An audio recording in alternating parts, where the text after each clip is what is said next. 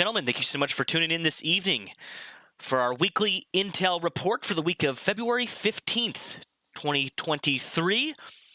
Big shout out to everybody that, again, took some time out of their day to be here this evening with us to get caught up on everything that's going on in the world, everything from the Ukraine war to Chinese spy balloons being shot out of the air to China and Taiwan. We're covering many different topics here. We're going to get everybody caught up on the latest news, going back into the last week, and again, we'll be focusing on main events that have happened in the past 48 to 72 hours as usual. If you are just tuning in, if you haven't already, hit that like button. It's the best way to get the algorithm's attention. Share this stream if you like this content. Share it with your friends. Share it with your family. It's the best way to get this reporting into the hands of more people. It's very important. If you are not familiar with the stream, we do dual stream to both YouTube and Twitch. So right now we're live on both platforms. For those of you following along on Twitch, thank you so much for tuning in this evening. Make sure to hit that follow button. If Twitch isn't your thing, you can always hop over onto YouTube and watch the stream there, or vice versa. If you don't like YouTube, you can always come and join us over on Twitch. We're going to begin this evening with breaking news coming out of Ukraine. As you can see on screen in front of you, our air raid alert map this evening has lit up like a Christmas tree. We're going to, again, I'll take you over there real quick. We'll just take a quick look at that. In the past about 20 to 30 minutes here, systematically every single oblast in Ukraine has come under an air raid alert. This happened as I was setting the stream up. Right as we went live, I noticed air raid alerts started coming through, and one after one, each one of these oblasts started turning red here on screen, again symbolizing that there is an air raid alert active in that region. From the Regional Military Administration, a report just came out about 15 minutes ago. It says Kyiv air raid alert. Proceed to the nearest shelter. So that just came out here in about the past 15 to 20 minutes. So currently, Ukraine is under an air attack as of this hour. So that's our breaking news, and that's unfortunately coming at us this evening. Head back over here to our situation room. We are going to, again, begin the evening's reports going through everything in Ukraine and Ukraine-Russia news. We'll go through all the main headlines. We're going to be talking a little bit about Moldova as well, because there's some news there. We have some big breaking news related to the Russian military and their deployment of a nuclear fleet armed with tactical nuclear weapons. We're going to talk about that here shortly. We'll go through, again, all of our community aggregated Ukraine reporting as well after we're done with our main headlines, and then we'll cap the Ukraine stuff off with some open source intelligence data.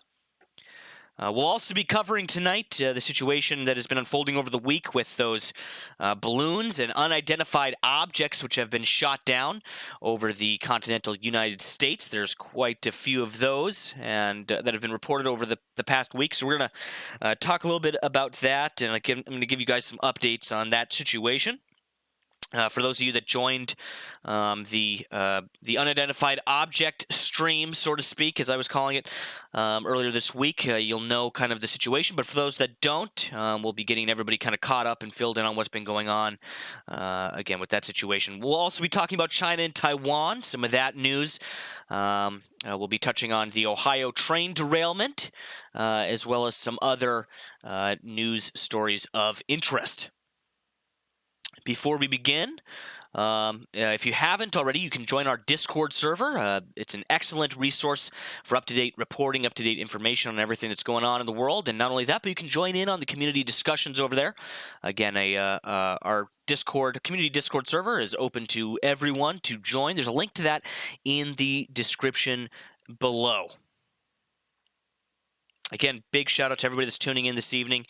We do have a live chat poll going on our YouTube live chat this evening. The question for tonight's live poll is, do you think Ukraine will have the ammunition and weapons needed to stop a renewed Russian offensive? This poll is related to a topic that I'll be covering here in just a few moments about Ukrainian ammunition shortages. So again, we'll kind of dive into that here shortly. But make sure to go over and vote in that poll this evening, because towards the end of the show, we cap everything off with a big Q&A, questions and answers. And we'll cover that poll. We'll end that poll off then and talk a little bit about those results. If you have any questions or comments for us on the stream here, you can always send it over through a super chat, and we'll read it off live during the reports, or you can wait till the end of the show and wait for our Q&A, and we'll answer all of your questions and all of your comments during that time. So without further ado, we're going to get right into it. Again, we're going to start with our main Ukraine updates. Again, the breaking news coming in this past half hour or so is that Ukraine is currently under an air raid alert. So it is under air attack by the Russian forces at this moment. And of course, we will get into that possibly at the end of the show. We'll have some news coming in on those air attacks that are currently ongoing in Ukraine. Again, that's breaking news. First, however, we're going to take you guys through the primary headlines for this evening. A lot of news in Ukraine over the past week. We have a lot of Russian news as well, kind of mixed in with the Ukraine war news here. So, again, we're going to be kind of covering all of it. Firstly, tonight, Russian forces are mounting round-the-clock attacks on Ukrainian positions in the east of the country. Ukraine's deputy defense minister has said in reports the enemy's offensive continues in the east with, quote, round-the-clock attacks. The situation is tense. Yes, it is difficult for us. Again, that came from the Ukraine's deputy defense minister, who posted that to their Telegram earlier this evening. You can see on the screen in front of you a kind of a breakdown here of the situation in the east of the country of Ukraine along that front line there. Ukrainian forces claim to have repelled some Russian attacks in the eastern region of Luhansk, but the situation there remains difficult, President Vladimir Zelensky's office said on Wednesday. Russia said earlier on Wednesday that its troops had broken through 2 fortified lines of Ukrainian defenses on the eastern front. The Russian Defense Ministry said Ukrainian forces had retreated in a disorganized fashion, leaving behind equipment in the face of Russian attacks in the Luhansk region. Ukraine's governor of Luhansk, Serhiy Haidai, said claims that Ukrainian troops had pulled back does not correspond to reality. Neither sets of claims have been independently verified. Meanwhile, at least 6,000 children from Ukraine have attended Russian re-education camps in the past year, with several hundred held there for weeks or months beyond their scheduled return date, according to a new report published in the U.S. Russia has also unnecessarily expedited the adoption and fostering of children from Ukraine in what could constitute a war crime, says the Yale Humanitarian Research Lab report. The report was funded by the U.S. State Department. In other news, Ukraine's defense minister has said that Zelensky has asked him to remain in his current position after a corruption scandal beset his ministry and put his role in doubt. Again, we reported on that news over the past about month here. There's been a multitude of corruption scandals here that have beset the Ukrainian government. Russia's army is estimated to have lost nearly 40% of its pre-war fleet of tanks after 9 months of fighting in Ukraine, according to a count by the specialist think tank, the International Institute of Strategic Studies, also known as the IISS.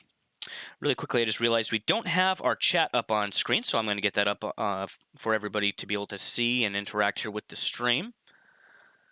There we go. If that gets in the way, guys, feel free to let me know, and we can always move it out of the way if it gets in the way of anything.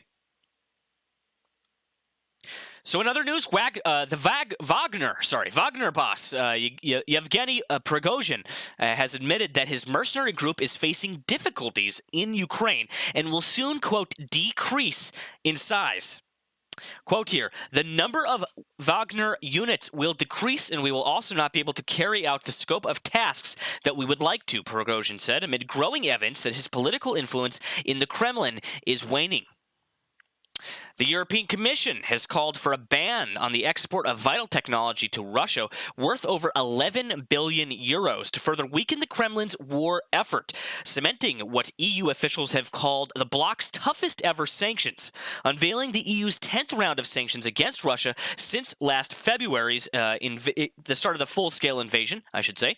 The European Commission President Ursula von der Leyen said the EU was targeting industrial goods that Russia needs, such as electronic components for drones and helicopters, spare parts for trucks and jet engines, construction equipment such as antennas or cranes that could be turned to military uses. For the first time, the EU will also impose a ban on 7 Iranian companies selling high-tech goods to Russia, although it was not immediately clear how this would be enforced. Again, we've been waiting for the announcement of new sanctions against those Iranian companies after Iran has been supplying Russia with not only drones, but other equipment for their war in Ukraine. In other news here, NATO defense ministers met in Brussels, where the alliance's head, Jens Stoltenberg, urged Western countries to boost supplies to Ukraine. NATO countries should spend a minimum of 2% of their GDP on defense, said the German defense minister, Boris Pistorius, ahead of the meeting, while the UK's defense minister, Ben Wallace, again ruled out sending fighter jets to Ukraine in the short term. I know Ukraine has been asking for those fighter jets for quite a while now. Ukraine's allies have said it is unlikely they will be able to supply the number of tanks they previously promised. After a meeting in Brussels of Western defense ministers, the German defense minister, Boris Pistorius, said they would not be able to reach the size of the battalion. The bad news comes just after the NATO chief, Jens Stoltenberg, announced that Russia had begun a renewed offensive in the east in an attempt to take more territory before new Western equipment arrives in the spring. NATO countries are increasing the production of 155mm artillery rounds and need to ramp up that production even further to help Ukraine, Stoltenberg has said. Speaking at a news conference after a meeting of defense ministers at the military alliance's headquarters in Brussels, Stoltenberg said allies have not reached conclusions on the new pledge for defense spending, but it was, quote, obvious that we need to spend more, he said. In other news, Ukraine will receive a package of support worth 200 million euros from the UK and other European nations for military equipment, including spare parts for tanks and artillery ammunition. The British government has announced Britain has agreed with the Netherlands, Norway, Sweden, Denmark, Iceland, and Lithuania, quite a long list there, to send an initial package of support to Ukraine, the UK's Ministry of Defence said in a statement. Lastly, in our main Ukraine-related headlines here, Netherlands has said it has not changed its stance on the possible delivery of Leopard 2 tanks to Ukraine, following a report that it had rolled back on its support earlier. The Dutch do not own any of the tanks, but lease 18 from Germany. Prime Minister Mark Rutte last month said his country was willing to deliver those to Ukraine. Some big news this evening that I have for you guys, and I'm going to switch over here to our main screen here so we can get this on screen for you guys. Russian warships armed with nuclear weapons have been deployed at sea. I'll read you guys some of the article here that came from Newsweek. We actually have a few articles related to this topic. Warships in the Russian Navy Northern Fleet have been deployed with tactical nuclear weapons. The Norwegian Intelligence Service said in a report released Monday. The intelligence agency noted the presence of the weapons on the vessels in its annual report. It is believed that this is the first time in 30 years the fleet has gone to sea with nuclear weapons on board.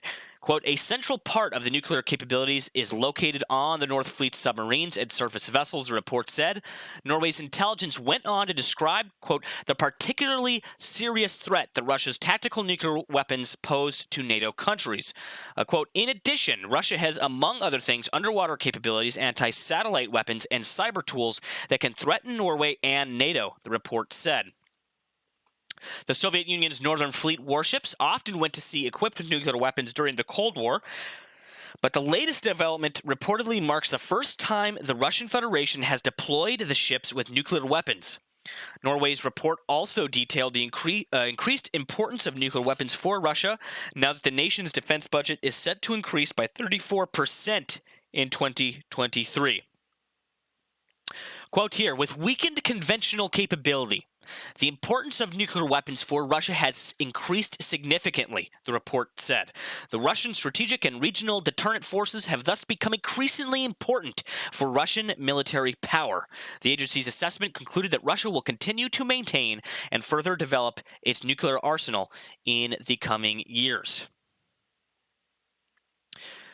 Meanwhile, some other Ukraine news here. NATO allies worry about the dwindling ammo stockpiles as they try to keep Ukraine's troops on the battlefield in the fight. In the 12 months since President Vladimir Putin ordered Russian troops to invade Ukraine, one of the biggest surprises has been the willingness with which Western countries, especially in Europe, have handed over increasingly sophisticated military equipment for Ukrainian use. At times, the debates around sending certain types of weapons, most notably tanks, have been testy and caused high-level diplomatic spats. But given the scale of the challenge and how long it's dragged on, the generosity of European leaders, often cast as cynical and self-interested in their publics, has been a surprise to some observers. It's all more surprising for the fact that the donating of this military equipment and, crucially, ammunition has left the stock cupboards of European militaries looking rather bare, according to defense officials and experts. It's hard to get exact numbers on exactly what weapons individual nations currently hold in their arsenals due to the sensitivity of that information. However, since the start of the war, European nations have donated a wide range of weapons, from anti-tank missiles to artillery rounds and tank shells. As Richard Sheriff, a retired British Army general and NATO's former Deputy Supreme Allied Commander to Europe, told CNN, quote, this is critical to national and European security. You don't want to demonstrate your vulnerabilities to any potential aggressor, but at the same time, people need to understand that this is serious. Something has to be done urgently.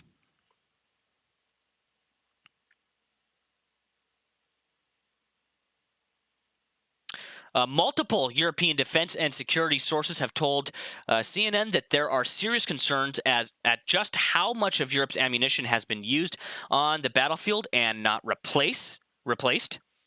Last month, Admiral Daryl Caudle, commander of the U.S. Fleet Forces Command, called on the nation's defense industries to, quote, step up their game, saying, you're not delivering ordnance we need. Quote here, it's so essential to winning, and I can't do that without the ordnance, Caudle said at a symposium in Washington last month, adding that the U.S. is going against a competitor here and a potential adversary that is nothing like we've ever seen.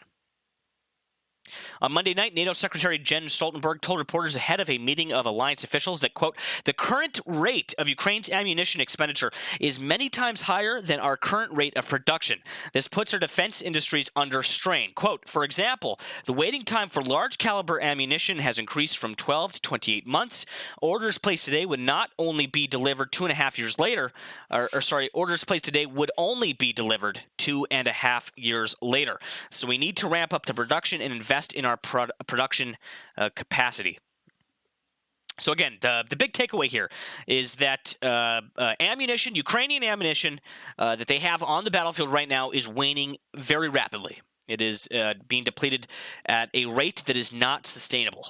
Okay, and the rate in which we can send new ammunition into the country is much lower than the rate that they are using it. So this is a potential major problem here for the Ukrainians if we don't solve this issue in a timely manner.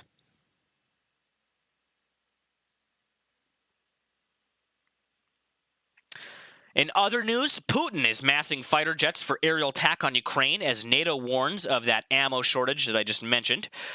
Again, I'll read you the article here. Again, this is coming from express.co.uk. Putin is feared to be preparing a new aerial attack on Ukraine, with Western military analysts worrying that a buildup of Russian aircraft at the border means Russia will intensify their attack in the Donbass. It comes as NATO defense ministers are gathering to talk about strategies for providing military assistance to the war-ravaged nation in a two-day summit at Brussels.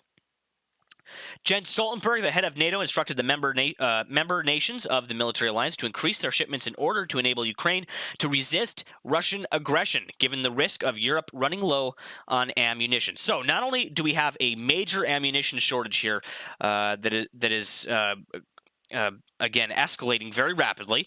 But we also have the Russians amassing fighter jets and other warplanes on the borders here in preparation for I would say, an escalation of attacks against Ukraine in the east of the country.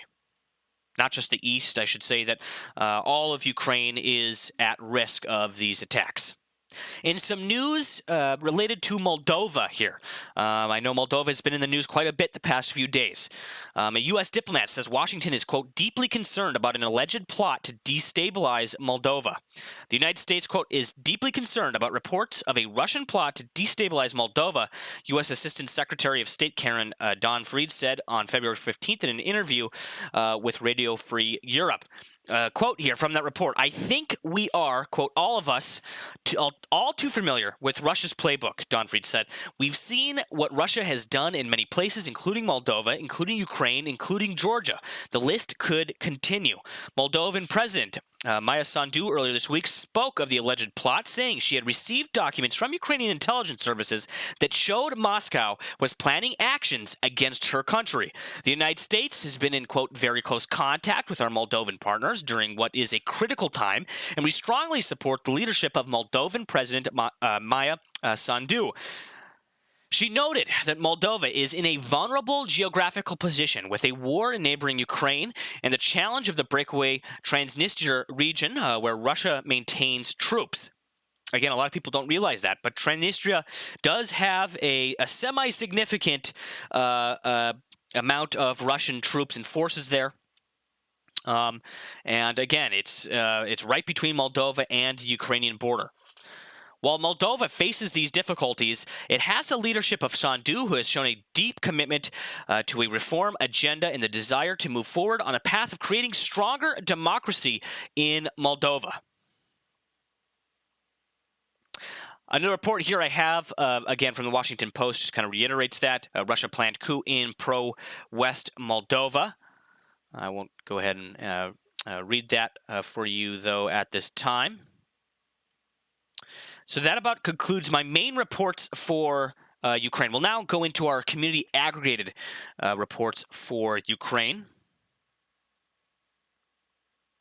Schnippy asked if I could play the Ukrainian anthem on the stream this evening. Maybe I can at the end, but again, it'll have to wait until after the report, because I actually have to get that track. I'd have to get it loaded up here so we could play that.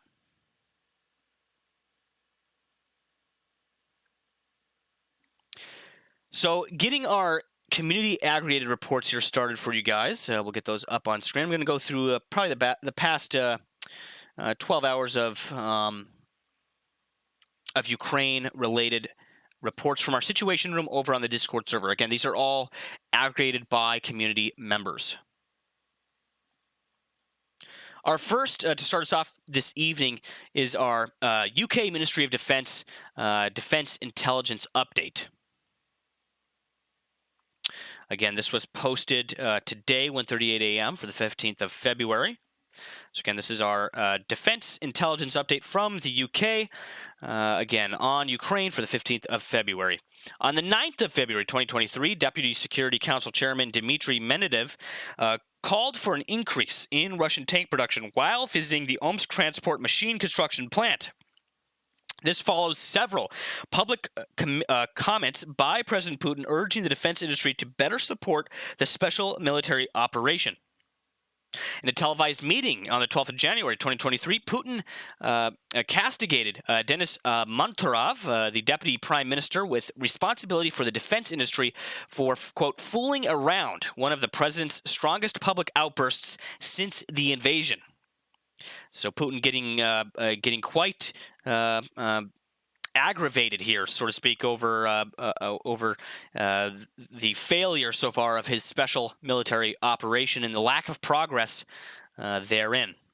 Senior Russian leaders are likely aware that the state's military-industrial output is becoming a critical weakness, exacerbated by the strategic and operational miscalculation of invading Ukraine.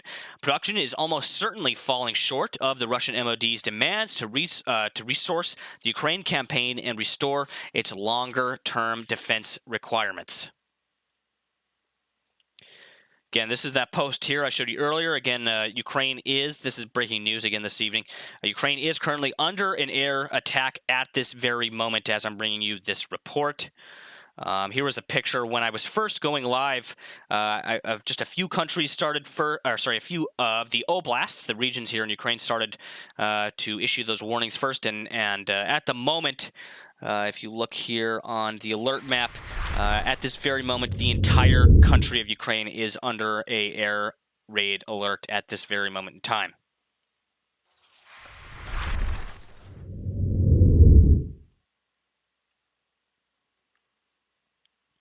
Our next post here, coming from Kayuka this evening. This comes from the Institute for the Study of War. This is the Russian Offensive Campaign Assessment for the 14th of February. I'm going to read you some key takeaways here. U.S. Secretary of Defense Lloyd Austin signaled on February 14th the Ukraine Defense Contact Group's 54 member states will continue to support Ukraine in the long run. The Washington Post reported that U.S. officials have privately signaled to Ukraine that Western security aid to Ukraine is finite. However, the Russian Ministry of Defense MOD is reportedly recruiting convicts and mimicking the Wagner Group's treatment of convicts as cannon fodder. Scroll down here a little bit. Okay.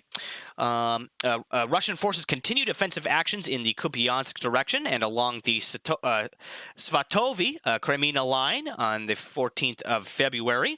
Russian forces continued ground attacks around the Bakhmut area and along the western outskirts of Donetsk city on the 14th of February.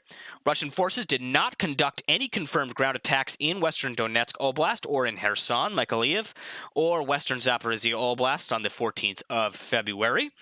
Russian ground forces on the Kola Peninsula in northwestern Russia have been reduced to 1/5 of their initial strength numbers before the invasion of Ukraine, supporting the ISW's longtime assessment that the Kremlin is not concerned about a NATO conventional military threat against Russia. A Ukrainian and Tatar partisan group reportedly conducted an improvised explosive device (IED) attack on a car carrying 2 Russian military personnel and 2 Russian special service representatives in the Novokhovka region on the 10th of February. Meanwhile, Russian President Vladimir Putin and Belarusian President Alexander Lukashenko may meet on the 17th of February, so that is in just 2 days' time from now. Post here brought to us by Rakasan. It talks about a message from Putin to the Federal Assembly is on the broadcast grid of TV channels at 12 o'clock on the 21st of February. It will be around an hour, according to Peskov. They state here it should not be overhyped. So again, we'll have to wait and see what is said during those statements. In a post here from Livermush, again, this talks about those fleets that have those nuclear-capable fleets armed with tactical nukes that have been deployed for the first time in 30 years. Again, it says, according to Norwegian intelligence services, Moscow has fitted its northern fleet with tactical nuclear weapons, increasing the risk of an escalation due to misunderstanding between Moscow and NATO. I read you that article in depth earlier on the show.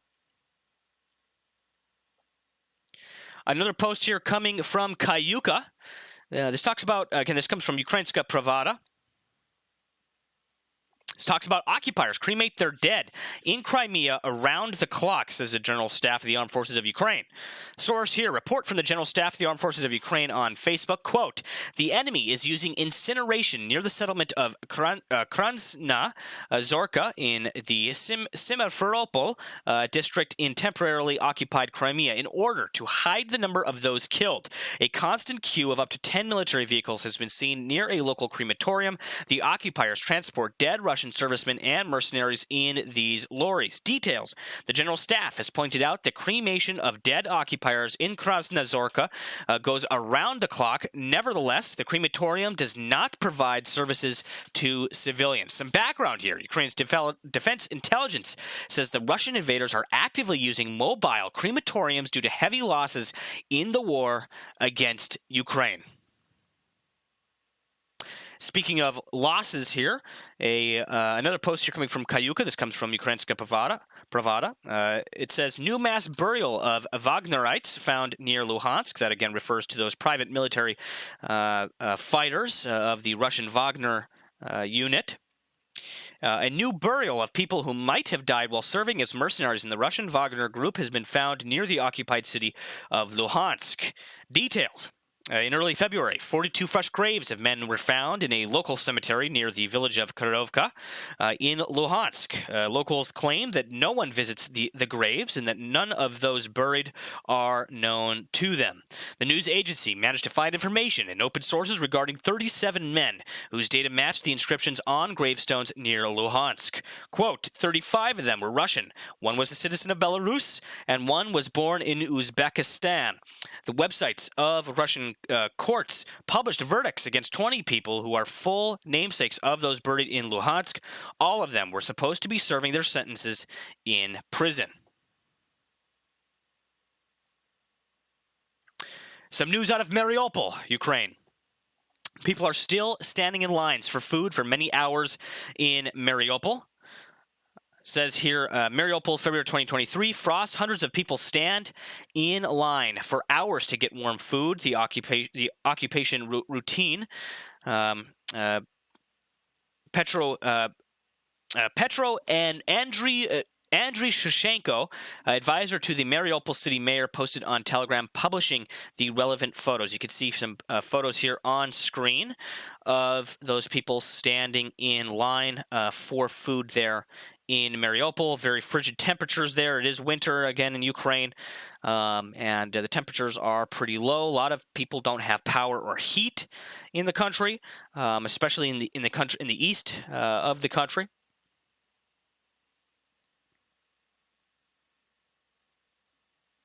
Another post here coming from Ukrainska Pravda, posted by Kayuka. Russian students forced to sign consent to preterm conscription. Russian military commissariats, together with the management of educational institutions, force students to sign consent for early conscription. This will make it possible to conscript young people in April instead of doing so in summer when they finish their studies. A quote here. Military commissariats, in cooperation with college administrations, began to require graduating students to write applications for early medical examination and draft board meetings. Details. In particular, students are told that they will be able to take the exams early if they sign such statements. Then the students receive summons with an obligation to show up at a military commissariat. With the military commissariat, they pass a medical examination and then join the army. So Russia is now, again, forcing Russian students to basically sign consent to be conscripted. Some people saying the live chat is no good on the side of the screen. No worries. We'll go ahead and we'll remove that for now. Not a problem.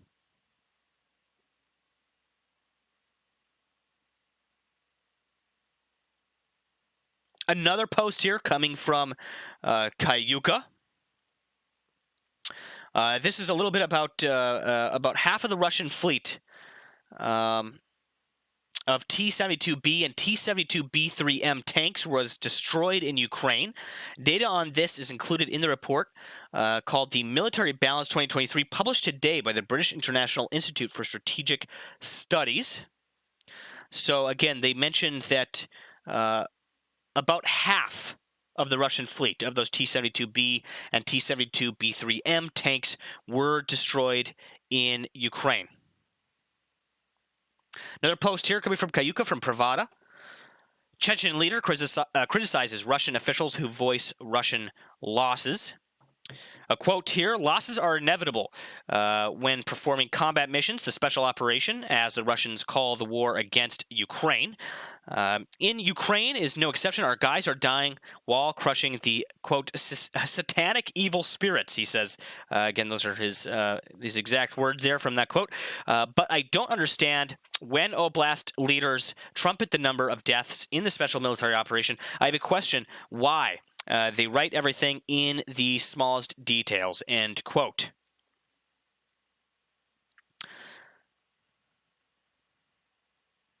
In our last post here, actually I have two more. Here.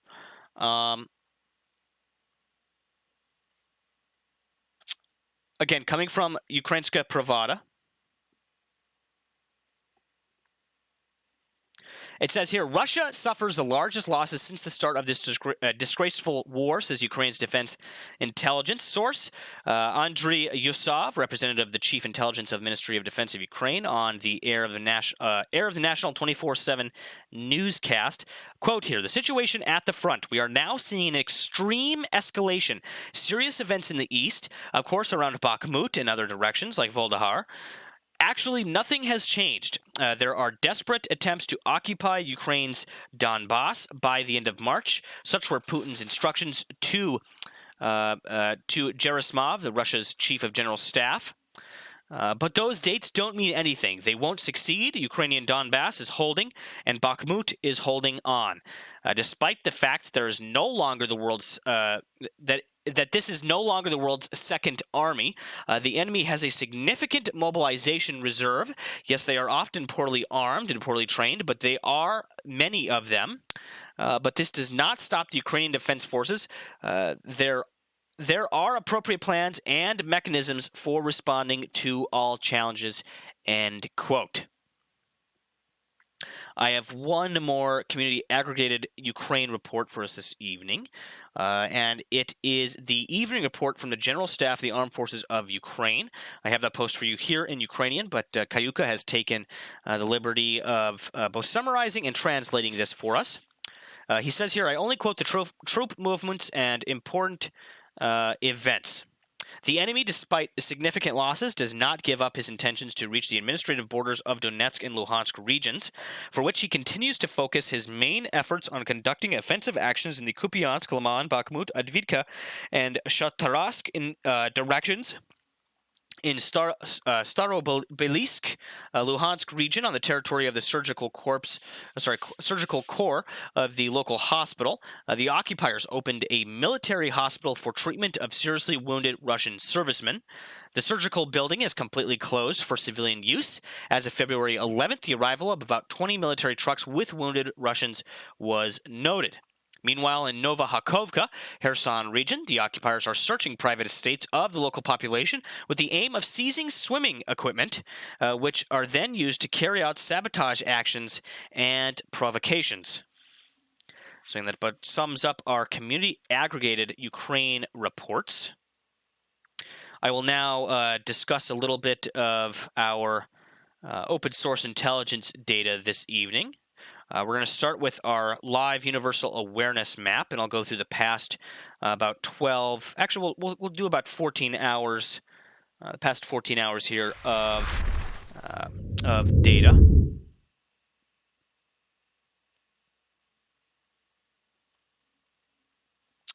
So here on screen, starting back at the 14-hour mark, Putin to address the Federal Assembly at noon on the 21st of February. Federation Council rescheduled their extraordinary meeting from the 1st of March to the 22nd of February. So they've bumped up that schedule for that meeting a few times now. 14 hours ago, 12 wounded as a result of Russian missile strike in Pokrovsk.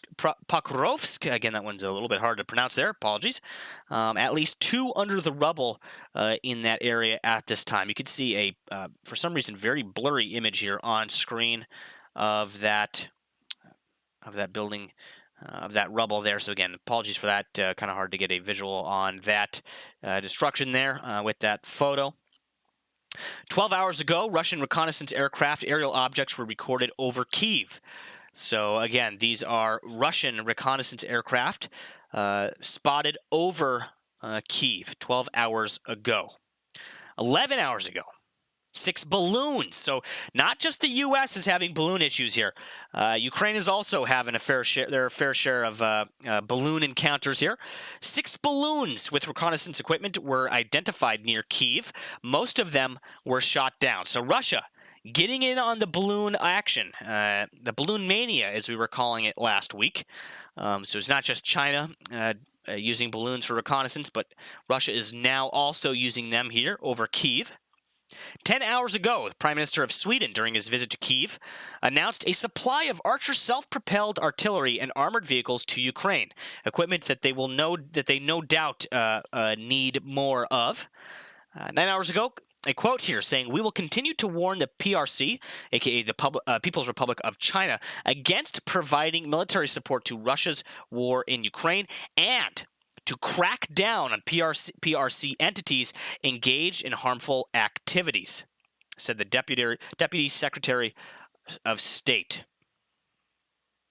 8 hours ago, Russian artillery shelled Mariivka and Marhanets community today. You can see where that is located here in the south of the country. And then 4 hours ago, explosions were reported in the Poltava district. That's more central Ukraine, but still in the east of the country there. Heading back over to our alert map. I see somebody in chat just said that Lviv is getting bombarded at this moment.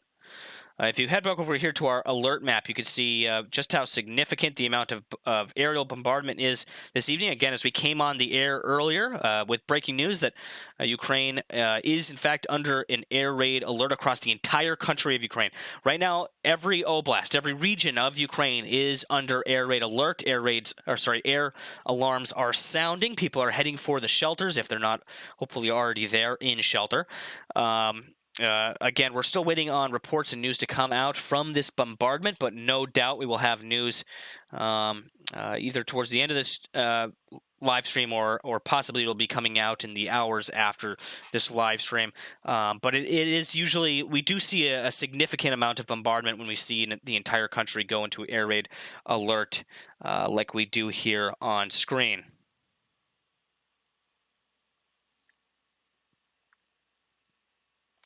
If we take a look at our battle maps here. So the Russian forces, again, their primary goal here at the moment seems to be getting territorial advancements here. Making advances on territory, here in the east of the country. If we switch over to our deep state map here, you can see where these units are positioned, where they're making advances. So from Luhansk all the way down to Donetsk is their primary focus. However, I should say that in the south of the past week, like you could see here, there's a direction of attack there that represents the Russians are actively moving and attempting, I should say, to gain territory, to gain ground in those areas. The South has been mostly stagnant as for territorial gains. However, there is still fighting, there is still sabotage, there is still operations occurring in the south of the country. As I spoke about Moldova earlier on the show, just another reminder here, there are Russian forces posted in Moldova, and so you can see them here on the map here. But Transnistria, smack dab between Moldova and Ukraine there.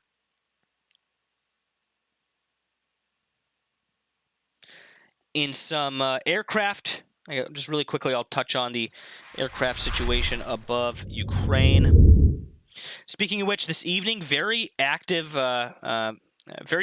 evening for military aircraft over the United States of America. In fact, this is probably the most military aircraft I've seen on screen for quite some time now in one evening.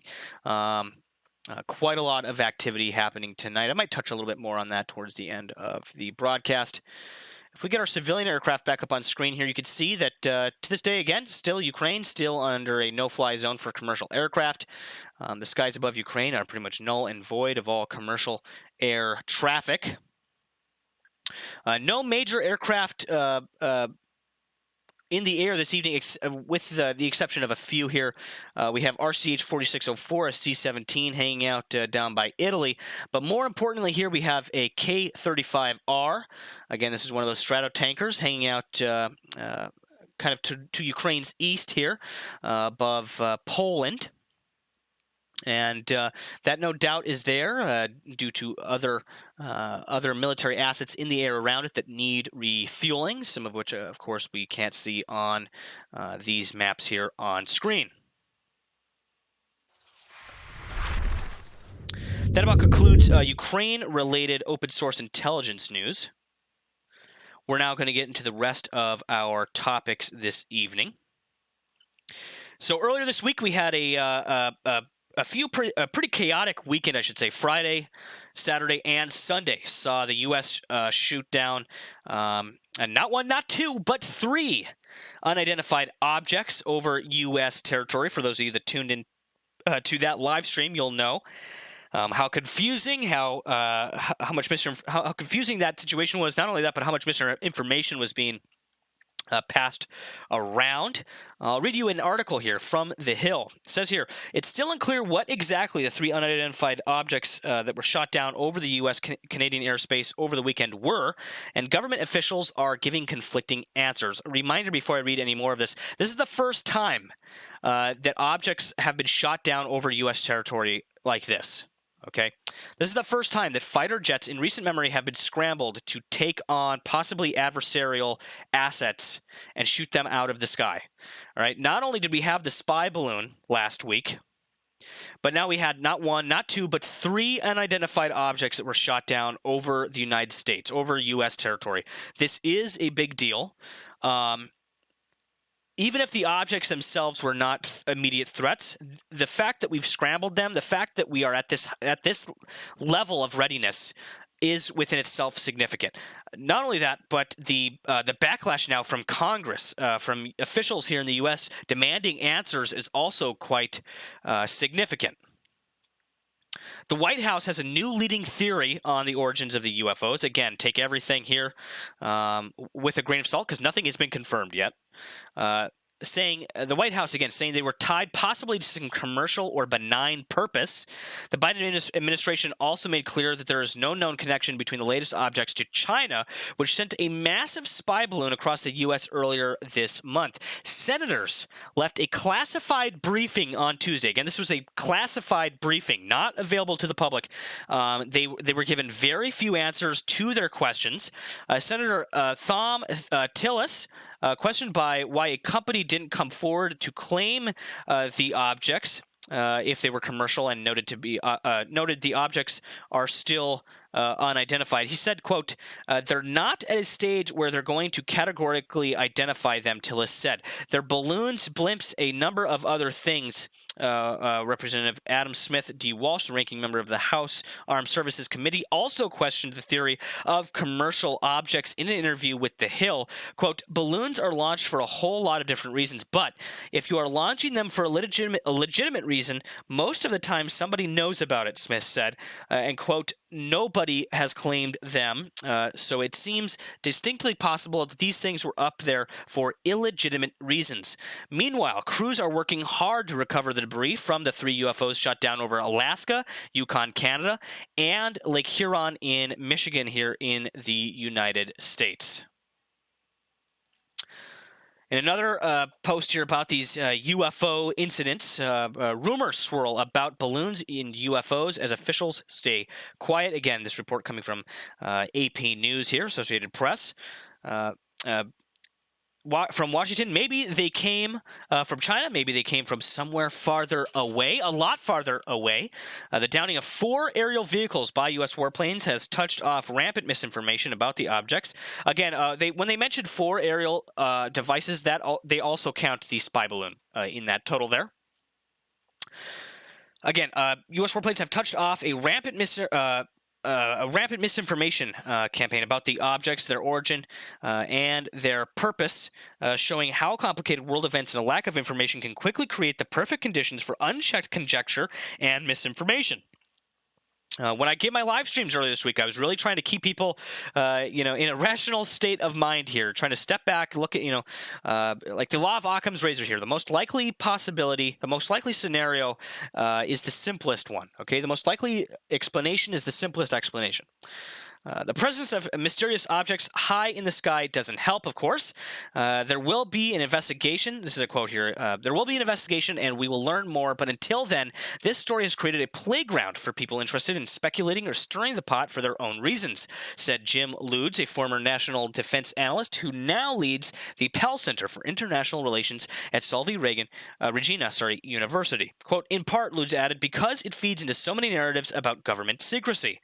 President Joe Biden and other top Washington officials have said little about the repeated shoot-downs, which began with a suspected Chinese spy balloon earlier this month. 3 more unidentified objects have been shot down, with the latest Sunday over Lake Huron, Michigan. Pentagon officials said they posed no security threats, but have not disclosed their origins and purpose. So again, that's where all the buzz is coming from here, is that they haven't disclosed why these objects were in the air, why they were, most importantly, why they were shot down. That's a big one. Why do you scramble jets and use, $380,000 Sidewinder missiles to shoot these things out of, you're spending millions of dollars to shoot these objects out of the air. Why shoot them down if, they aren't a danger, if they aren't a threat, if they don't pose an intelligence threat, why shoot them down?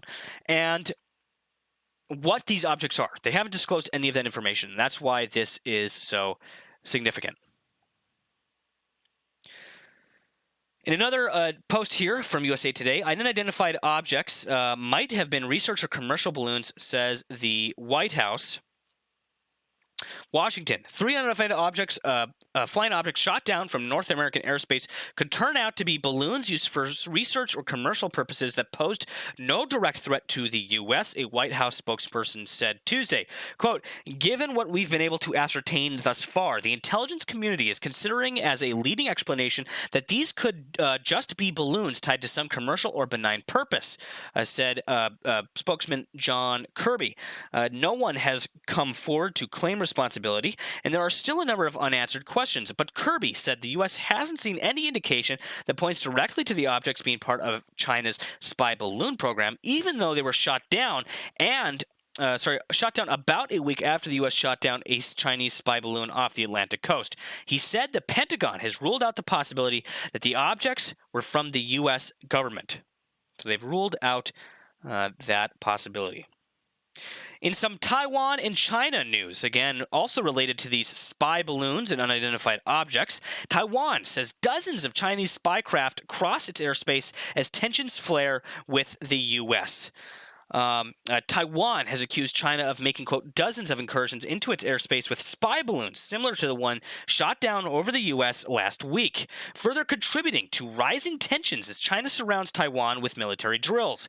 Taiwan's Ministry of National Defense stated this weekend that China has sent surveillance balloons into its airspace at a rate of roughly 1 per month for years. Taiwanese officials believe the balloons serve to measure atmospheric data that can help improve the accuracy of China's radar and missile systems, according to Taiwan News. Both China and the U.S. conducted extensive military drills in the Indo-Pacific region this weekend. The U.S. Navy and Marine Corps held joint exercises, and China is now surrounding Taiwan for another series of military exercises that echoes its unprecedented buildup from the fall.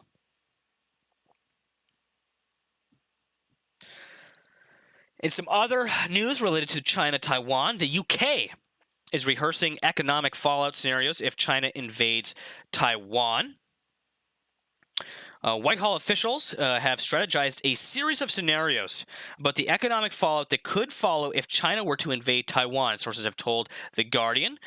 Concerns about the major disruption to global supply chains and consequences of any coordinated Western response have been examined by civil servants as part of what is said to be routine forward scanning. So again, the UK preparing there for possible economic fallout if China does, in fact, decide to go ahead and invade the country of Taiwan. Another report here from The Hill talks about how China's spy balloon spurred a rapid shift in U.S. sky patrol. The downing of a U.S. spy balloon over U.S. airspace has forced a rapid recalibration in how the military monitors, tracks, and responds to threats from above. The Defense Department said that after the Chinese spy balloon flew over much of the U.S. earlier this month before being shot down, the military began paying closer attention to lower altitude flying objects. That led to the detection and elimination of 3 UFOs in the span of 3 days over the weekend. The Biden administration announced this week the formation of an interagency task force to investigate the UFOs. National Security Council spokesperson John Kirby said one of the team's new tasks will be to examine how they will respond to future aerial objects. Quote, "We're going to learn from these 3 events," Kirby told reporters on Monday. A post here from the South China Morning Post says the downed Chinese balloon aimed for Guam but was blown off course, U.S. officials say. U.S. officials believe a Chinese balloon that was shot down after crossing the continental United States originally had a trajectory that would have taken it over Guam and Hawaii, but was blown off course by prevailing winds. A U.S. official speaking on condition of anonymity said on Wednesday. Quote, the balloon, not a quote, but the report here saying the balloon, which Washington accuses Beijing of using for surveillance in China, says was a civilian research vessel, drifted across Alaska's Aleutian Islands, then Canada, and then the central United States before it was shot down by the U.S. military off the coast of South Carolina on the 4th of February. The incident has further strained U.S.-China relations and prompted Secretary of State Antony Blinken to postpone a planned visit to Beijing last week. Post here from the Washington Post that I can't read you in full, but I'll read you the headline. A prominent figure here warns the West of war with China if Russia wins in Ukraine. There's many reasons why, if Russia won the war in Ukraine, that could it could influence China to be a little bit more ballsy, so to speak, with their plans to move forward with an invasion of Taiwan. Speaking of Taiwan, Warren Buffett's company sells major stake in Taiwanese chip giant TSMC. Shares in Taiwan semiconductor manufacturing company fell as much as 4% on Wednesday after Warren Buffett's Berkshire Hathaway disclosed that it had sold most of its holdings in the chip giant. In a Tuesday filing with the United States Securities and Exchange Commission, Berkshire Hathaway said it had about 8.3 million American depository shares of TSMC worth $618 million, having sold 86% of its shares. Just months before, in November, the company held about 60 million American depository shares of TSMC, worth $4.1 billion, according to an SEC filing. Berkshire Hathaway did not provide a reason for the sale and did not immediately respond to a CNN request for comment. TSMC had no comment on the share sale as well. Could this be a sign of increased tensions in Taiwan, over this possible invasion from China? Are these companies looking to pull out their shares, sell their shares of stock from TSMC because they know that the company might be dealing with a possible invasion from China in the near future? Again, these are all questions that are still left unanswered, and only time will begin to tell. The U.S. tracked a Chinese balloon from launch, may have accidentally drifted. Again, I just touched on this a moment ago. This article says here, the U.S. intelligence agency tracked the Chinese spy balloon from its launch in China and watched as it may have been inadvertently blown into U.S. airspace, a U.S. official has confirmed to ABC News. This latest revelation differs significantly from previous narrative related by White House and U.S. military officials over recent days, which has changed repeatedly since the balloon's existence became public when it was spotted over Montana on February 1st. A little bit of a video here from ABC News. We'll go ahead and play that for you.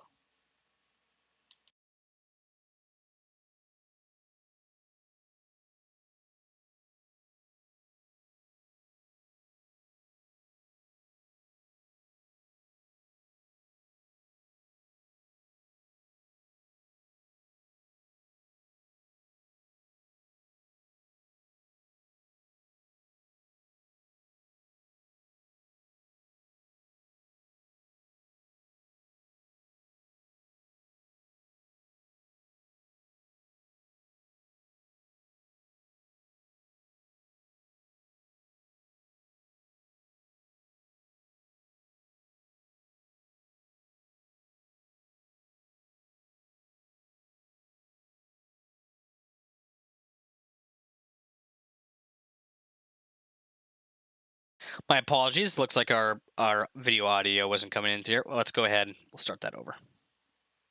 Well, the entire Senate was briefed by our military today on that Chinese spy balloon and the other 3 incidents over the past week. But the White House still won't describe what those other objects actually were or where they could have come from.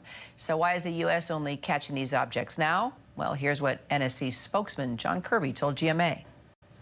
And then, because of the spy balloon, we changed some of the radar parameters for our air defense capabilities, particularly over the northern part of our hemisphere. And it is possible that, in part, because of tweaking the radar sensitivities, we are simply seeing more objects right now. For more, let's bring in Jay O'Brien and also General Doug Lute, retired Army Lieutenant General and former U.S. Permanent Representative to NATO. General, what do you make of all these incidents, and what do you think is the most likely explanation, and what do you think these objects are?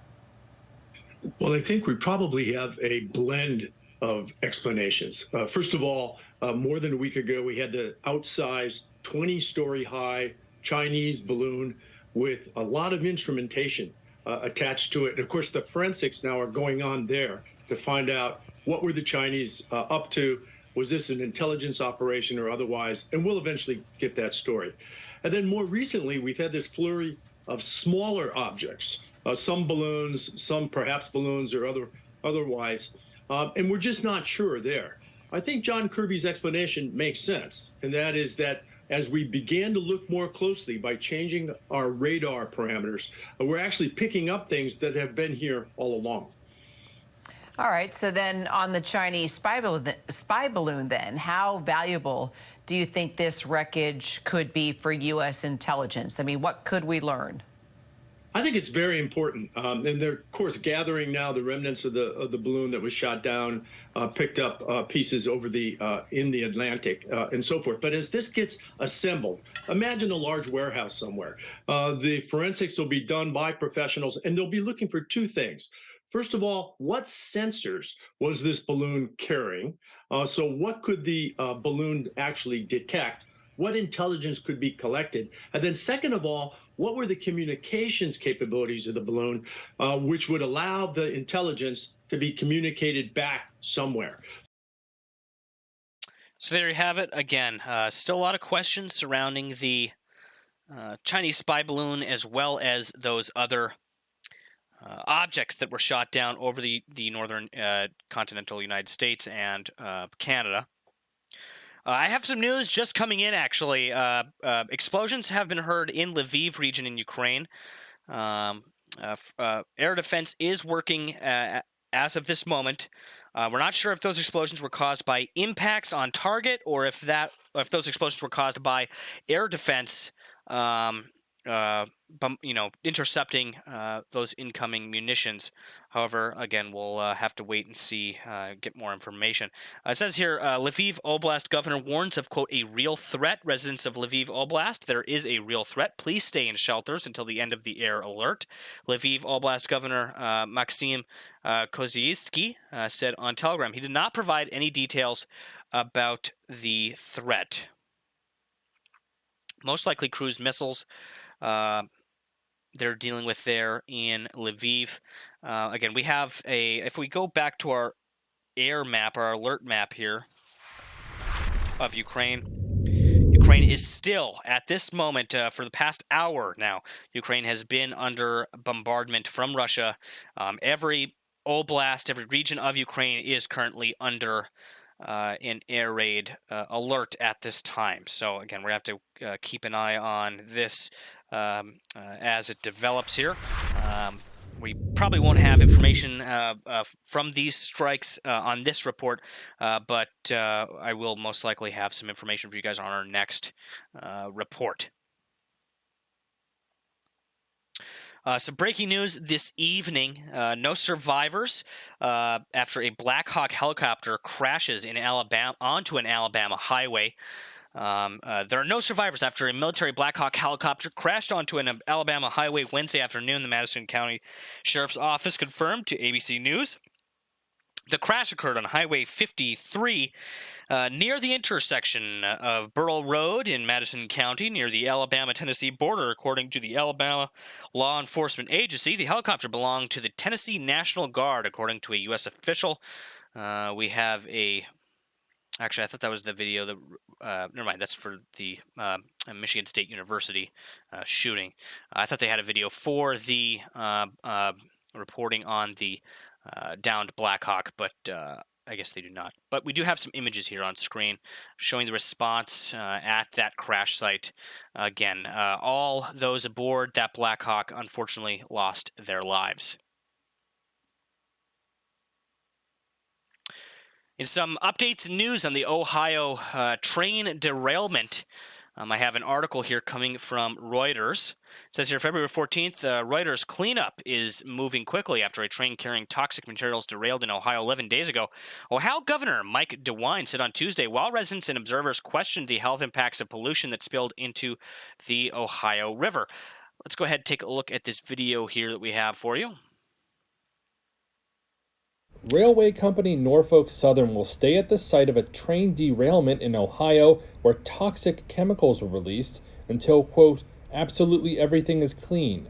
That's what Ohio's Governor Mike DeWine said on Tuesday after the incident forced nearly 2,000 residents to be evacuated. Norfolk Southern is responsible for this problem. We fully expect them to live up to what the CEO committed to me, and that is that they will pay for everything. If they don't, we've got an attorney general here and that will file a lawsuit. So, look, they're responsible for this. They did it. This is the impact on this community is huge. The fiery wreck almost 2 weeks ago, filmed on amateur video, saw 38 freight cars jump the rails near the town of East Palestine, Ohio. At least 10 of those carried dangerous chemicals like vinyl chloride. It's a highly flammable compound and is carcinogenic when inhaled. Crews drained and burned off the toxic chemicals, and residents were told it was safe to return to their homes. DeWine said not enough attention was given to the train with its troubling cargo on board. Even though some rail cars did have hazardous material on board, and while most of them did not, that's why it was not categorized as a high hazardous material train. Frankly, if this is true, and I'm told it's true, this is absurd, and we need to look at this, and Congress needs to take a look at how these things are handled. Railroad union officials say they had warned that cost-cutting could lead to a breakdown in safety measures and to accidents like this. Responding to the accusations, Norfolk Southern said in an email that their record is trending safer. Ohio authorities said chemicals had spilled into local waterways, but the governor and state officials played down health risks from pollution to the Ohio River, which 5 million people depend on for drinking water. Tiffany Kavalek is chief of the Surface Water Division of the Ohio Environmental Protection Agency. The Ohio River is very large, and it's a water body that's able to dilute the pollutants pretty quickly. State officials said residents near the derailment should only use bottled water as authorities wait for more test results. So you have an ongoing and very hazardous situation there in Ohio surrounding that train derailment. We have a few more articles to go over here.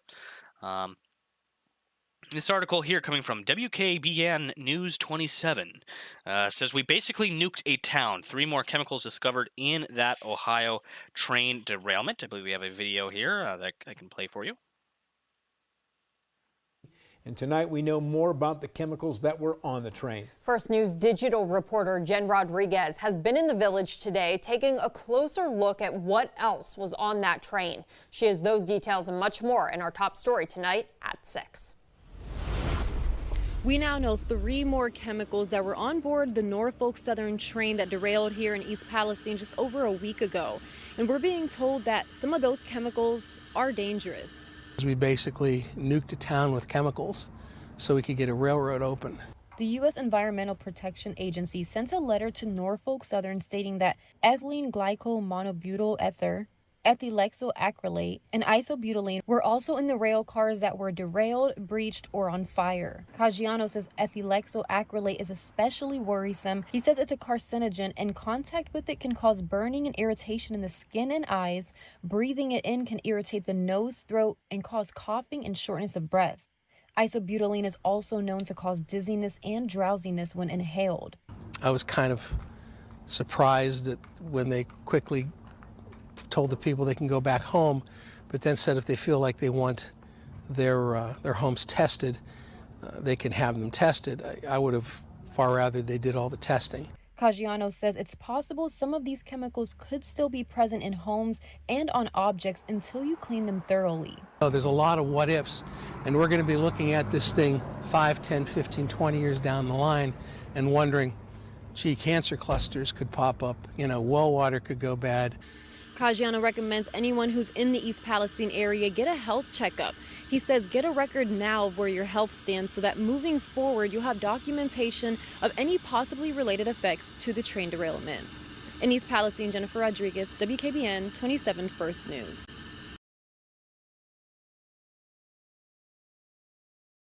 So people preparing for the possible fallout, health fallout from this, maybe months or even years down the line. Another post here coming from the Hill. Frustration builds over response to Ohio train derailment as officials urge patience. The cleanup process after the derailment and explosion of a train carrying hazardous chemicals in Ohio is sparking frustration among locals and environmentalists who worry the state and environmental protection agency's response has been insufficient and confusing. On February 3rd, a freight train owned by Norfolk Southern Railway and carrying several cars of hazardous materials derailed in the town of East Palestine on the border with Pennsylvania. 2 days later, Ohio Governor Mike DeWine ordered the town evacuated. And the following day, an emergency crew conducted a controlled burn to prevent a possible explosion. Locals and activists say they have since received mixed messages from both federal and state officials about the safety of the area.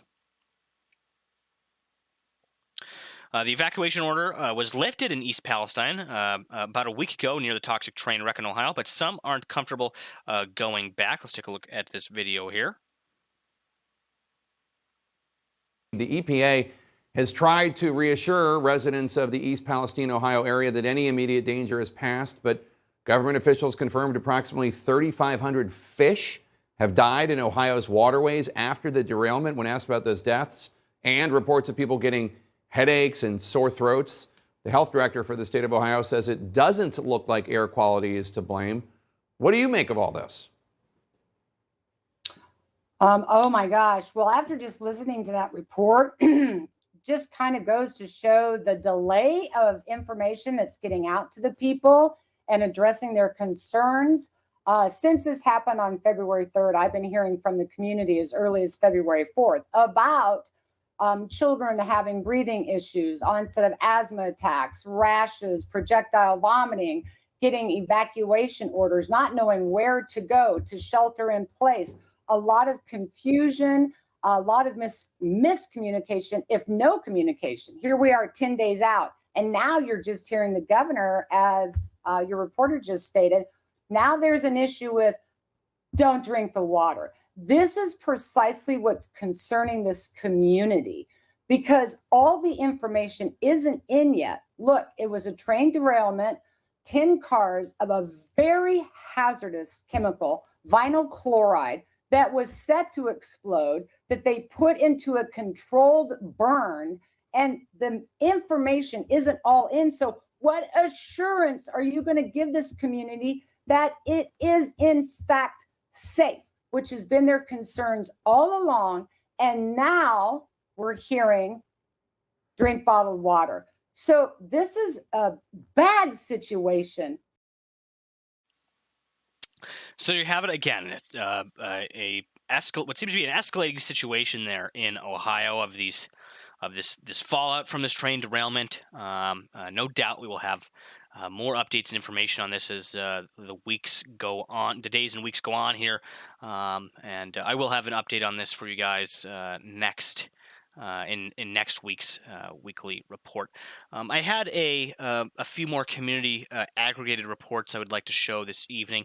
This one came from Rakasan just a short while ago over on the Discord server in the Situation Room. This is from Ukrainska Pravda in English on Twitter. It says here, an air raid siren was announced all over Ukraine tonight on Thursday the 16th. It is Thursday over there in Ukraine right now for everybody that's watching here in the United States. That's why it says the 16th of February. Air defense system worked in Poltava and Odessa oblasts.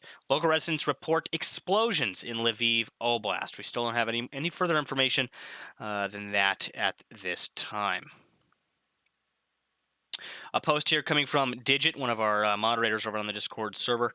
This comes from Terror Alarm on the on Twitter here, verified source. U.S. military helicopter crashes in Madison County, north of Huntsville, Alabama. All crew have been killed. I talked a little bit about that earlier in tonight's show. And I believe I had one more post here that I was going to show you guys. If I can track it down. Here we go. This is from OSINT Defender, posted by Tiger Eye 912, also known as Miss Tiger Eye on the YouTube live chat. She's one of our moderators here on the live chat, so shout out to her. Thank you so much for posting this. This is Senator Kennedy from Louisiana after leaving the congressional briefing. So remember earlier I was talking about the unidentified objects that were shot down in the balloons. They had a classified briefing. All right, Congress had a classified briefing, so it's not available to the public.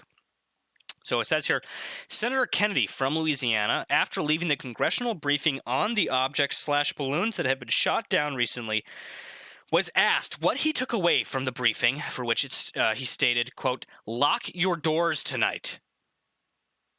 Okay, lock your doors tonight, he said.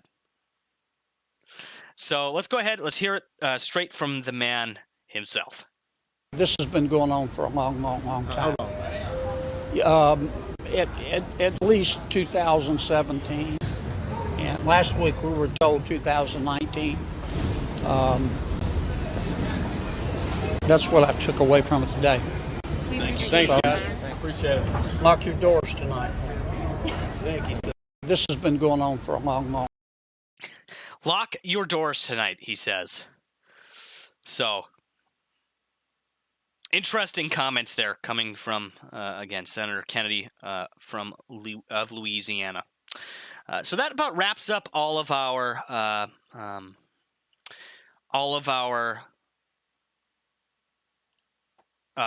community reports, all of our main reports for this evening. We're going to take a quick look at aircraft traffic this evening. We'll do that, I guess. And while we do that, we can also do our Q&A for this evening. First thing with our Q&A, we have our live chat poll this evening, guys. Really quickly, before I end that, if you haven't put your vote in over on the YouTube live chat poll, go over to the YouTube stream. In the live chat poll, in the live chat, you'll see a poll. Go and cast your vote in that poll right now before I end it. Let's see if we can get another 10, 20 people here to vote in the poll real quick, and then I'll go ahead and end it off. Tonight's poll question was, do you think that Ukraine will have the ammo and weapons needed to stop a renewed Russian offensive? Again, go over there real quick, guys. Cast your vote. This is the final call. Last call here for that live stream poll. So go over there and cast your vote real quick, and I'll end that off. What was I doing? Oh, yes. Aircraft. So I was speaking earlier about how tonight is a very busy night for military aircraft in the United States. Quite a lot of activity. In fact, right here on the map, I just scrolled in. We have 3 C-17s. Actually, we have two Stratotankers, Nitro 64 and No Call Sign, hanging out with no GS-34 C-17 and no GS-56. So we have 2 Stratotankers, two C-17s. Looks like they took off somewhere here in Texas and are heading westbound. No doubt they're probably transferring over to another base somewhere We have Cobra 63. They've been up in the air for quite a while, flown out of Omaha. They went up to North Dakota here and did some holding patterns earlier today. As you can see there, these are the holding patterns on screen. No doubt that Cobra 63 is en route back to base. We also have a Husker 25, another Stratotanker in the air this evening. We have Kanza 48, a Boeing KC-46A Pegasus up in the air at the moment. In Oklahoma, earlier they were doing some of these. There was a training op that was going on earlier with these Techs 2, which are these are basically a training for fighter pilots is what they're doing here. There was like 40 of them on radar earlier, but it looks like quite a few of them have returned to base. We also have Shadow 91, a Boeing E-6B Mercury up in the air this evening. Looks like that took off from Oklahoma City, went and did some racetrack holding patterns here out in the Gulf, and now is heading to an unknown location there. We have an E3TF here, call sign Scout 01H. Again, that's a Boeing E3B Century that is up doing racetrack holding patterns here above Texas as we speak. We have Gale 42, another C-17 hanging out here in California, followed by Rat S-34, K-35R Stratotanker up in the air this evening. We also have Triple X, call sign Triple X, Boeing C-17A Globemaster 3 hanging out above California. We also have Game 56, which is a C-5M hanging out. No call sign, C-5M up by Portland, Oregon here. We have a C-17 no call sign hanging out over Washington State. A C-130 hanging out over Winnipeg at the moment. Rhino 50, another C-17. We also had some P-8 Poseidons hanging out earlier. I can't see any at the moment. Sam 047 got a B-752. Boeing C-32A in the air. Boeing KC-135R Stratotanker is also in that area. C-17, C-17. So yeah, quite a few military aircraft in the air this evening. Quite a busy day for military aircraft over the United States airspace. We can track our Flight Radar 24 to see if there's any most tracked flights of interest this evening. We have Hero 01,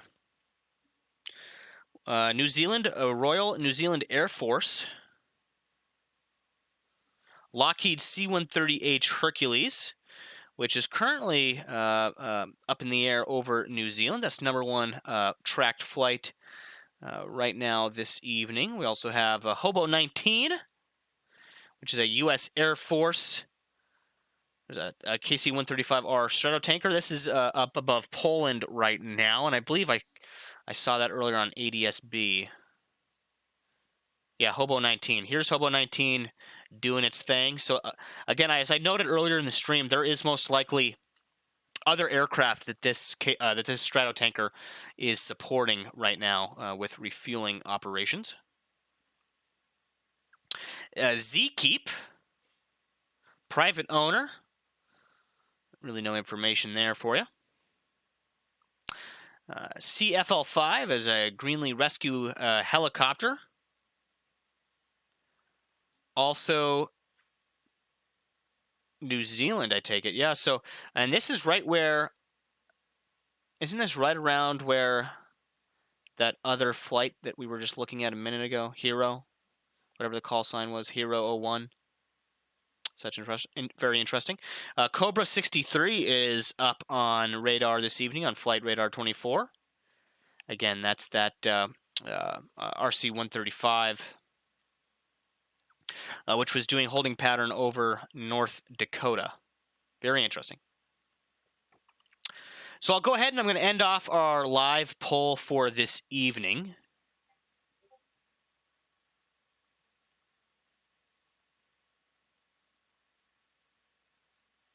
Oh, Pineapple on the Discord actually just DM'd me, and he says there's been massive flooding and an earthquake in New Zealand. I did not know that. So I hope everybody in New Zealand is doing okay. For those of you, I know we have quite a few viewers that tune in from New Zealand. I hope you guys are all doing okay down there, and I'll have to look in, maybe see if I can get some information on that flooding and those earthquakes, possibly for next week's report. I'm going to go ahead and end off the live chat poll now. Tonight's question was, do you think that the Ukrainian forces will have enough ammunition and weapons to stop a renewed Russian offensive?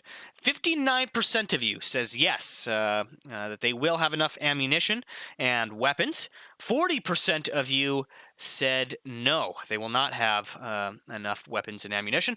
So again, as I spoke about earlier in tonight's show, Ukraine is facing a massive ammunition and ammunition's shortage here, and it remains to be seen if the supply chain can kind of catch back up, so to speak, to the demand that that Ukraine has right now for ammunition.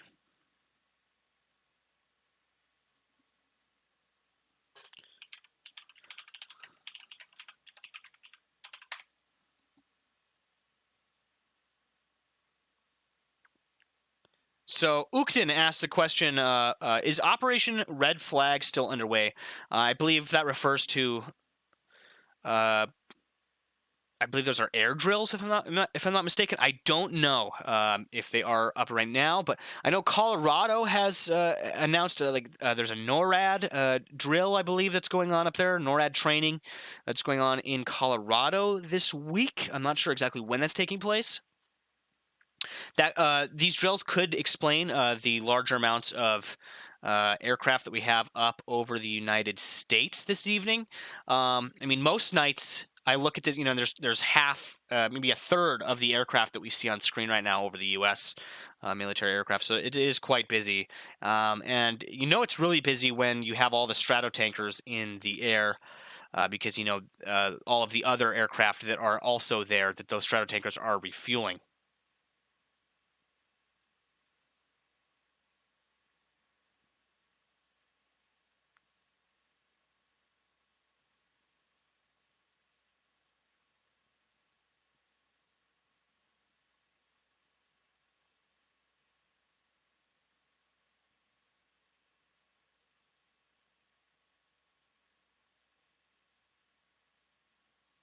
So I'm just reading all of the there's like a flood of messages here, so I'm just kind of reading all your guys' not only the live chat messages, but everybody that's messaged me on Discord here, trying to comb through for good questions and comments, and some of the reports that you guys sent me, taking a look at some of those.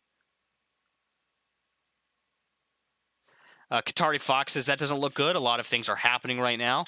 Indeed, not only are we at kind of a heightened sense of tension right now, on a globally, not just here in the U.S., but globally in Europe, in the South Pacific, but also here in the United States.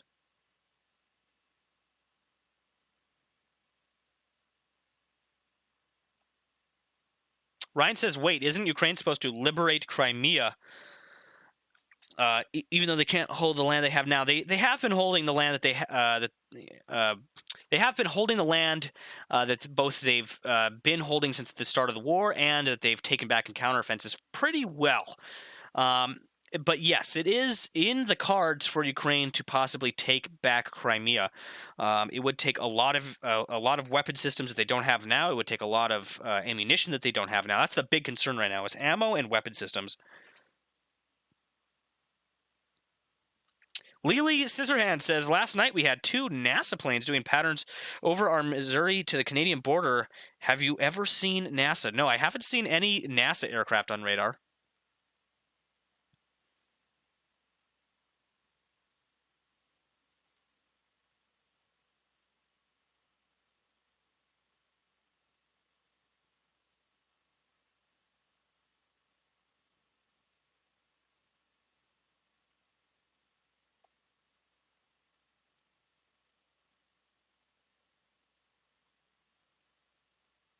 Astro 369 says, "Why is this public?" I think he's referring to the military aircraft.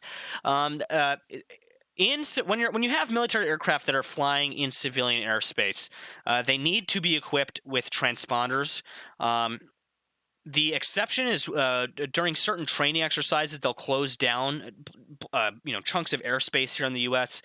And in those cases, you won't see certain aircraft on these radar, programs like ADS-B, Flight Radar 24. But for the most part, when they're flying in commercial airspace, they need to have transponders on so that other air traffic control towers can see them, so they can route air traffic around, planes, around military assets.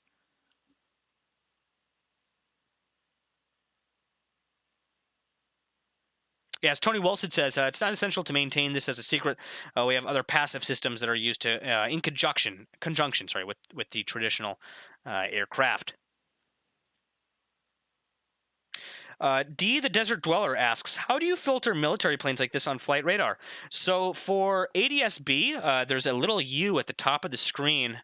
You can see it here. If you click that U, it shows all traffic. If you click it again, it just shows you military air traffic.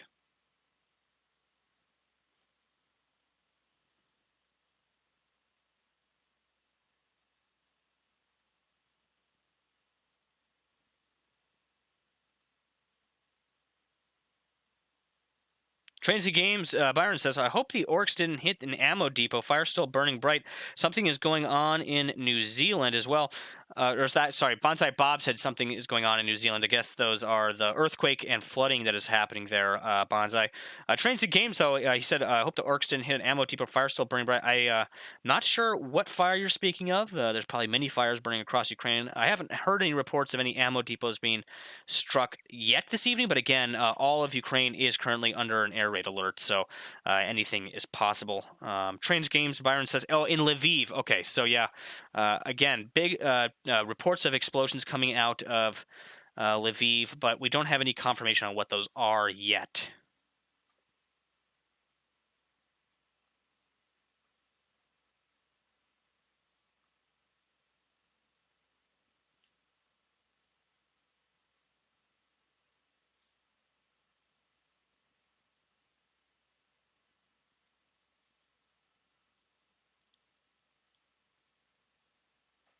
Yeah, so people.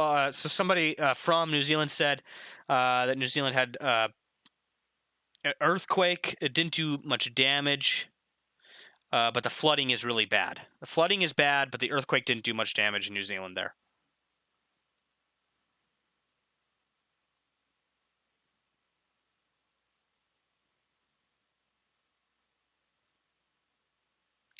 Press Alpha says, ugh, this is getting much wilder than anything last year. Yeah, I agree. We are seeing quite a bit of activity this year. That's for sure. Quite a bit of disasters, quite a bit of events so far. I mean, we're only into mid-February here, so.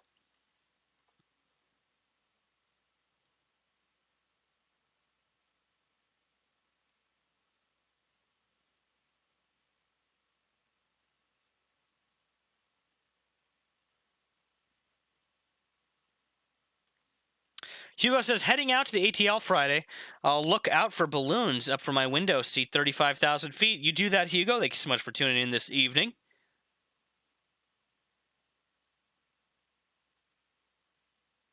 Patty Wax says, I've been trying to find updates since yesterday on the train derailment in Tucson, Arizona.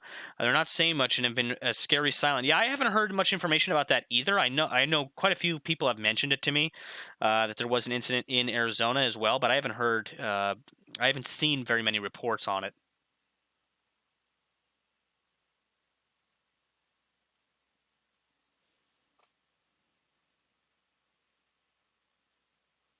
Fun Pants says, where's the second balloon at?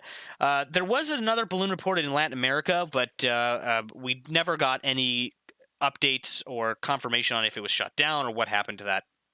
We do know it was there, though.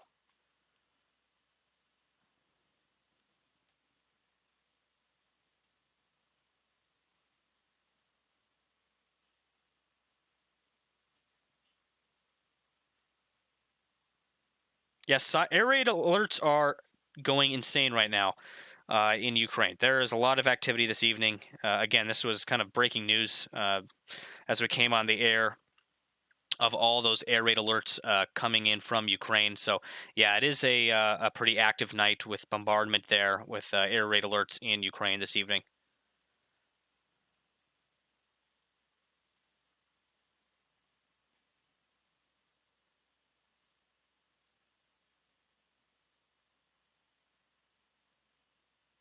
Hugo says last heard was Costa Rica, the second balloon. Yeah, we also heard that as well.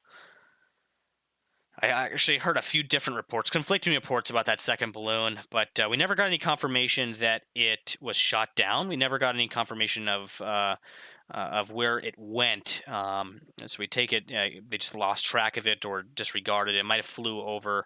It might flew over the coast and into the ocean somewhere. We don't know. D the Desert Dweller says also a U.S. Navy UC-12 with the call sign Stampede 19, STMPD 19, which was kind of weird yesterday. I've also seen quite a bit of Poseidon 8s. I saw E3.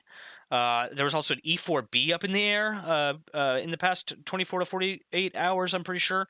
So, yeah, when you start seeing a lot of these aircraft in the air is when you know, either they're doing training or something is going on. They're increasing readiness level. They're being prepared. They're practicing. They're training. For possible outcomes here. Especially when you see all these signal intelligence aircraft and command aircraft. That's a big hint. They're really putting in the work.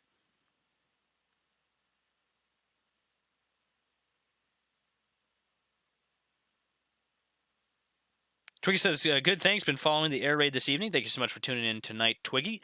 Happy Moo, thank you so much for tuning in tonight. Hugo, Gabriel, Seprin, Dimitri, Bonsai, D, the Desert Dweller, Evan B, CIA Contact, Miss Tiger Eye, Trains and Games, Patty Whack, Renee, to everybody that tuned in this evening. Thank you guys so much for, again, taking some time out of your day to be here with us and get updated on everything that's going on in the world. This about sums up tonight's report. I think we had a wonderful report this evening for you guys. A lot of information, a lot of reports. I could go on for hours. I could go on for 12 hours about all the news I have from the past week or two. This stream will be uploaded to YouTube as a video after it's done. So if you're just tuning in, or if you didn't catch the whole report, you can always go and watch it as a stream as a video over on the YouTube channel.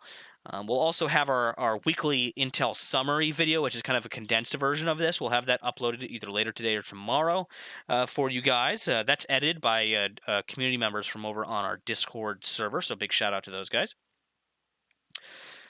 If you haven't already, hit the like button. Best way to get the algorithm's attention. Subscribe. It's the best way to get notified when new videos, new content comes out.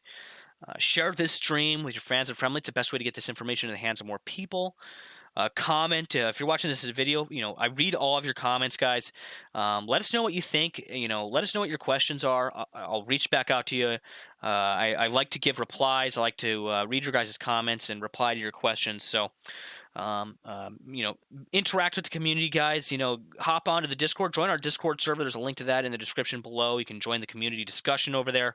Not only that, but you can get an excellent resource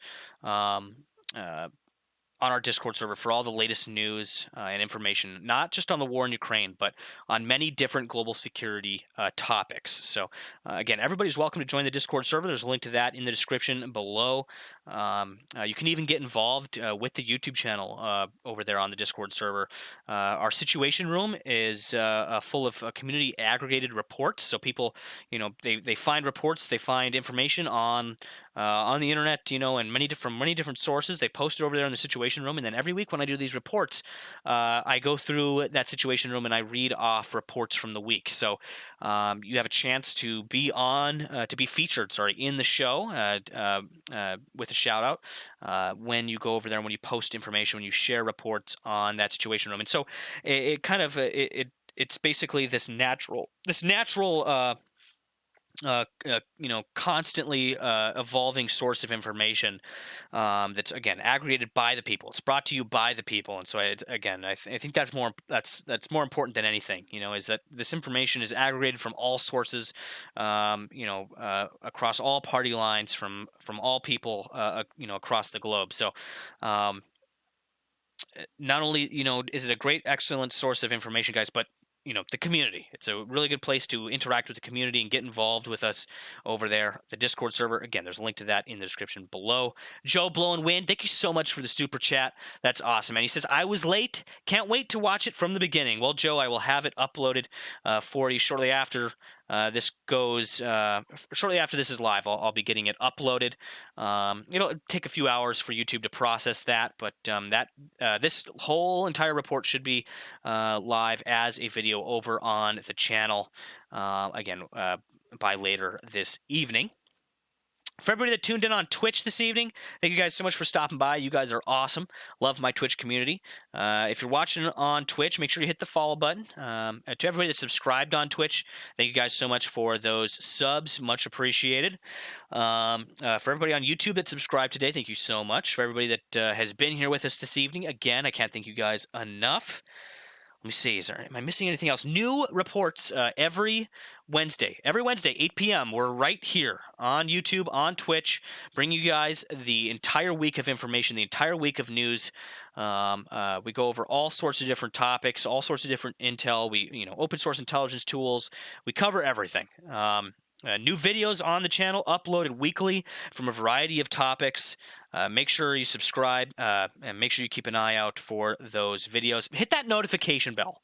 Hit the notification bell. That's the best way to make sure that you're getting notified. There's a ton of people that are subscribed that don't actually get notified when we have new videos or streams. Best way to get those is to not only check the channel once in a while if you're not getting them, but hit that notification bell. Hit all, and you'll make sure to get those notifications. You'll get updated when our new content goes live. I think that about covers everything. I guess, guys, I'll end things off here.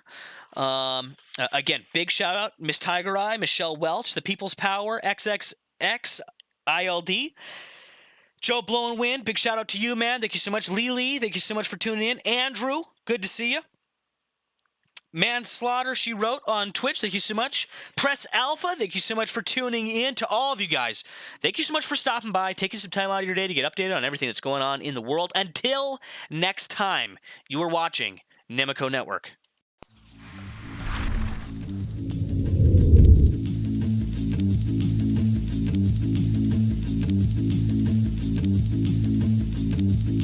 Something that will change our daily lives, that will change history, that will change history, that will change history, that will change history, that will change history, that will change history. That will be the most beautiful day.